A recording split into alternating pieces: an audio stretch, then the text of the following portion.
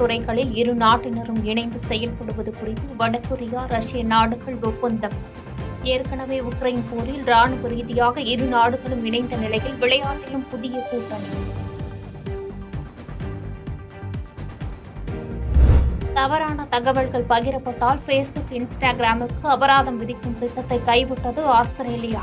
நாடாளுமன்றத்தில் கடும் எதிர்ப்பு எழுந்ததால் முடிவு.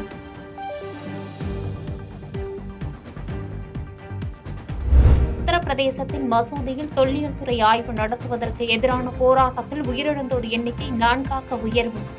சம்பல் மாவட்டத்திற்குள் வெளியூர் ஆட்கள் நுழைய தடை விதிப்பு.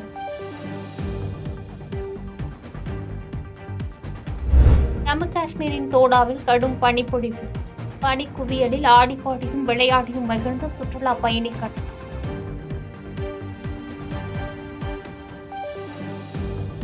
அதிகார பசியில் இருப்பவர்களை வாக்காளர்கள் நிராகரித்து விட்டதாக நாடாளுமன்றத்தில் பிரதமர் மோடி பேச்சு.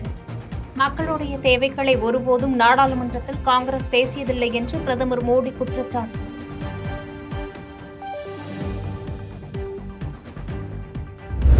அனைத்து விவகாரங்களிலும் ஆரோக்கியமான விவாதங்களை எதிர்க்கட்சியினரிடம் எதிர்பார்ப்பதாக பிரதமர் மோடி கருத்து. இடையூறு ஏற்படுத்தி நாடாளுமன்றத்தை தங்கள் கட்டுப்பாட்டுக்குள் கொண்டுவர சிலர் முயற்சிக்கலாம் என்றும் பேச்சு.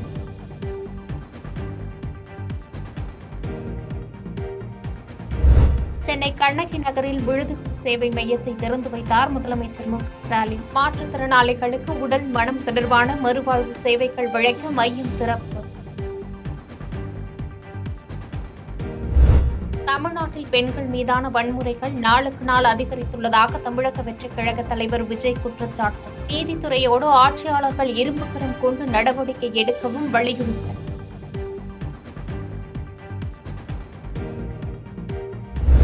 ஓமலூர் அருகே எறும்பு திண்ணியை விற்க முயன்ற 5 பேரை கைது செய்தது வனத்துறை. 1 கோடி ரூபாய் விலை பேசி 90 லட்சத்திற்கு எறும்பு திண்ணியை விற்க முயன்றது விசாரணையில் அம்பலம்.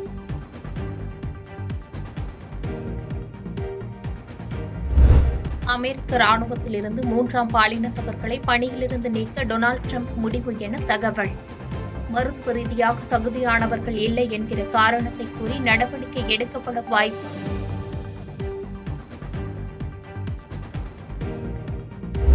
பீகாரில் இன்று தொடக்கும் சட்டப்பேரவை நவம்பர் 29ஆம் தேதி வரை நடைபெறும் என தகவல். சட்டமன்ற வளாகம் முழுக்க பலத்த பாதுகாப்பு அமல்.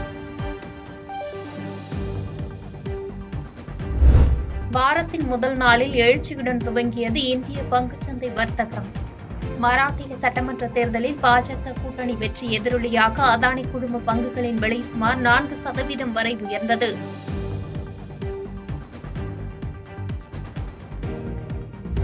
சபரிமலையில் மண்டல சீசனை முன்னிட்டு நடை திறக்கப்பட்ட 9 நாட்களில் 6,12,294 பேர் சாமி தரிசனம். காணிக்கை, அப்பம், அரவணை விற்பனை உட்பட மொத்த வருமானமாக ரூபாய் 41,64,65,00,000 கிடைத்துள்ளது என்று திருவிதாங்கூர் தேவஸ்தானம் தகவல்.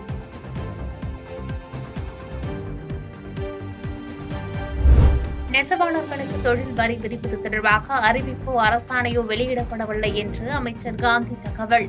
எதிர்க்கட்சித் தலைவர் எடப்பாடி பழனிசாமி உண்மைக்கு புறம்பான கருத்துக்களை தெரிவித்துள்ளதாகவும் விமர்சனம்.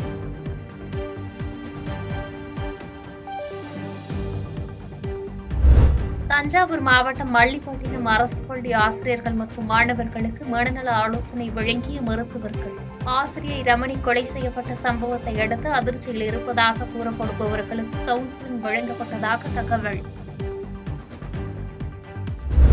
மதுரை ஒத்தக்கடையில் காதலிக்க மறுத்த இளம்பெண்ணை சரமாரியாக தாக்கிய இளைஞர் சிசிடிவி காட்சிகளின் அடிப்படையில் கைது. போலீசாரின் விசாரணையின் போது தப்பிக்க முயற்சி செய்த சித்திக் ராஜா தவறி விழுந்ததில் கை எலும்பு புரிந்ததாக தகவல்.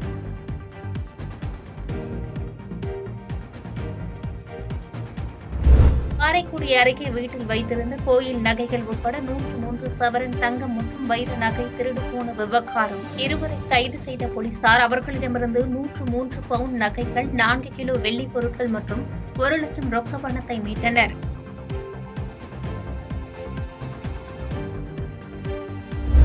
வார தொடக்கத்தில் தங்கம் விலை இன்று சவரனுக்கு ரூபாய் 800 அதிரடியாக குறைத்து ரூபாய் 57,600க்கு விற்பனை.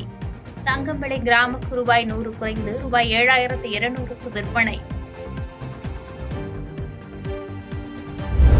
தமிழ்நாட்டில் இன்று முதல் வரும் 27ஆம் தேதி வரை ஓரிரு இடங்களில் கனமழை முதல் மிக கனமழை வரை பெய்ய வாய்ப்பு. 28 மற்றும் 29 ஆகிய தேதிகளில் தமிழ்நாட்டில் ஓரிரு இடங்களில் கனமழை பெய்யக்கூடும் என்று வானிலை மையம் தகவல்.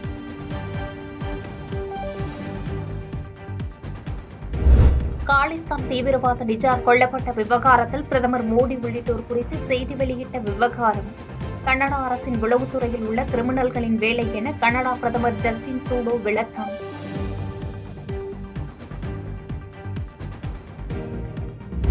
கிறிஸ்துமஸ் பண்டிகைக்காக பிரான்சில் நடைபெற்ற மின்விளக்கு அலங்கார காட்சி. ஒயின் கண்ணாடி கிண்ண வடிவத்தில் LED விளக்குகளால் அலங்கரிக்கப்பட்ட மரங்கள்.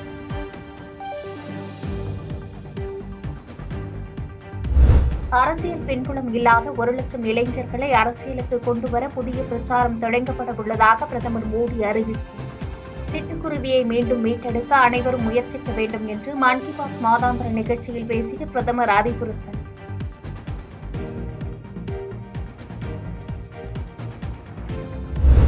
டெல்லியில் காற்றின் தரம் மிக மோசம் என்ற நிலை நீடிப்பதாக மாசு கட்டுப்பாட்டு வாரியம் தகவல். தலைநகரில் பள்ளி கல்லூரிகளுக்கு விடுமுறையை நீடிப்பதா என்பது குறித்து இன்று முடிவு.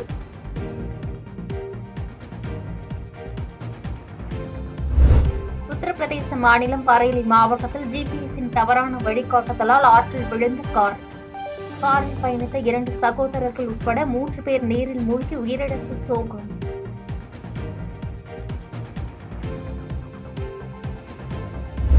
நடிகர் சத்யராஜுக்கு கலைஞர் விருது வழங்கினார் முதலமைச்சர் மு க ஸ்டாலின். தமிழ் மொழியை கண் போல காக்க வேண்டும் என முத்தமிழ் பேரவை விழாவில் பேச்சு. சாதி மதம்னு அந்நிய மொழிகள் மூலமா பல்வேறு பண்பாட்டு தாக்குதல் நடந்தாலும் எல்லாத்தையும் தாங்கி தமிழும் தமிழினமும் தமிழ்நாடும் நின்று நிலைக்க தமிழின் வலிமையும் நம்ம பண்பாட்டின் சிறப்பும் தான் காரணம். எந்த ஆதிக்கத்தையும் வெல்லும் ஆற்றல் மொழிக்கும் கலைக்கும் உண்டு. சேலம் பெரியார் பல்கலைக்கழக தொகுப்பூதிய பணியாளர் உட்பட 4 பேர் மீது லஞ்ச ஒழிப்புத்துறை போலீசார் வழக்கு பதிவு. போலி வங்கி சலான்கள் மூலம் ரூபாய் 19,23,945 மோசடி செய்ததாக நடவடிக்கை.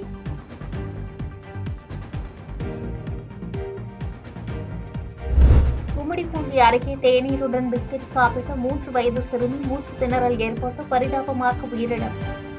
மேல் சிகிச்சைக்காக வேறு மருத்துவமனைக்கு அழைத்து சென்ற போது நிகழ்ந்த சோகம். வங்கக்கடலில் காற்றழுத்த தாழ்வு மண்டலம் இன்று உருவாக உள்ளதால் மறு அறிவிப்பு வரும் வரை கடலுக்கு செல்ல வேண்டாம் என ராமநாதபுரம் மாவட்ட மீனவர்களுக்கு மீன்வளத்துறை எச்சரிக்கை. பலத்த காற்று வீசக்கூடும் என்பதால் விசைப்படகுகளை ஒன்றுக்கொன்று இடைவெளி விட்டு நங்கூரமிட மீன்வளத்துறை அறிவுறுத்தல்.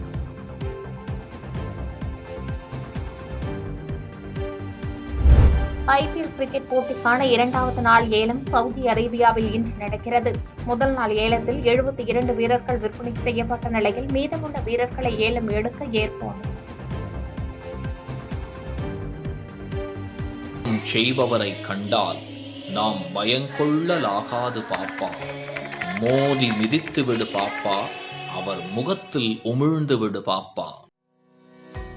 அண்மை செய்திகளை உடனுக்குடன் தெரிந்து கொள்ள இணைந்திருங்கள் இயம்நாடு தொலைக்காட்சியுடன்.